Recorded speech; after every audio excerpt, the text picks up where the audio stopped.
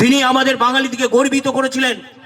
বাংলা ভাষায় কথা বলে আমরা গর্ববোধ করি, কারণ এই বাংলা ভাষা সারা বিশ্বে সমাদৃত। এই বাংলা ভাষা দিয়ে আমরা বিশ্বকে জয় করেছি।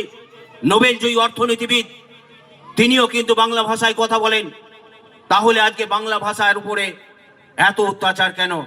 সর্বোপরি বাঙালিদের উপরে এত অত্যাচার কেন?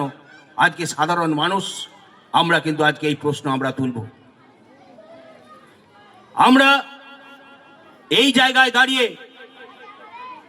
শাঁখারি গ্রামে আমরা জানি অত্যন্ত শিক্ষিত মানুষের বাস, এবং এই পাড়া আজকে তপশিলি সম্প্রদায়, তপশিলি অধ্যুষিত এই পাড়া, কিন্তু দেখে বোঝার কোনো উপায় নেই, কারণ এখানে অনেক শিক্ষিত মানুষের বাস।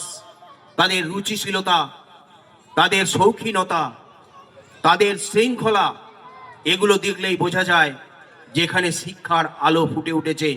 এই যে আলোর পত্রিকা আজকে ছড়িয়ে পড়েছে, সেই তাদের মনেতেও কিন্তু সেই আলো ঠাঁই পেয়েছে। এই জায়গায় এসে আমরা কিন্তু বিলক্ষণ বুঝতে পেরেছি।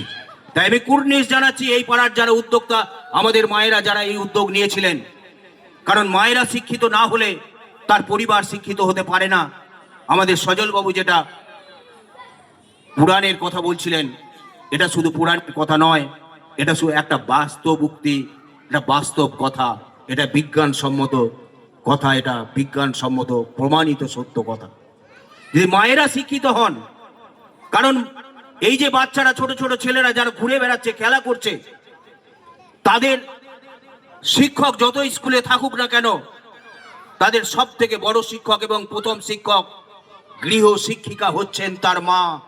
তাই ওই মায়ের শিক্ষাটা যদি সঠিকভাবে একটা বাচ্চা না পায়, তাহলে সেই বাচ্চা তার পথকে পথকে শৃঙ্খলাভাবে চলতে পারবে না।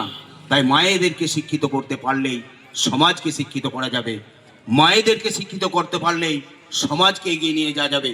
আর মায়েদের কাছে এই সমাজের অগ্রগতির মূল চাবিকাঠিটা রয়েছে।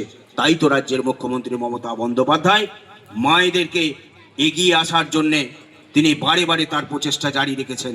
আর আজকে এসে আমরা এখানে তার প্রমাণটাই পেলাম। আমি কুর্নিশ জানাচ্ছি আমাদের মহিলা সদস্যদের দ্বারা পরিচালিত আজকের যে পুজো, শাঁখারি সংগ্রামী সমিতি, সেই সংগ্রামী সমিতির সংগ্রামী মহিলা, দুর্বার মহিলা, তারা এনাদের জন্য আমি কিন্তু আন্তরিকভাবে আমার তরফ থেকে আমার প্রীতি, শুভেচ্ছা, অভিনন্দন আমি জানাচ্ছি। এই কারণেই যে এনারা যে দৃষ্টান্ত স্থাপন করেছেন, এটা আগামী দিনে আরও জায়গায় ছড়িয়ে পড়বে এবং আরও অন্যান্য অনেকে অনুপ্রেরণা পাবে যে মেয়েরাও আজকে পিছিয়ে নেই, তারাও করতে পারে পুজোর সমস্ত, তারা বিভিন্ন দায় দায়িত্বের ভার তারা নিতে পারে।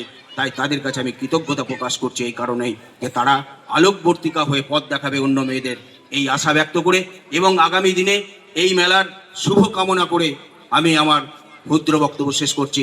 সকলে ভালো থাকবেন, সুস্থ থাকবেন এবং সকলে সমাজকে সুস্থভাবে রাখার চেষ্টা করবেন, এই আশা ব্যক্ত করে আমার বক্তব্য শেষ করছি।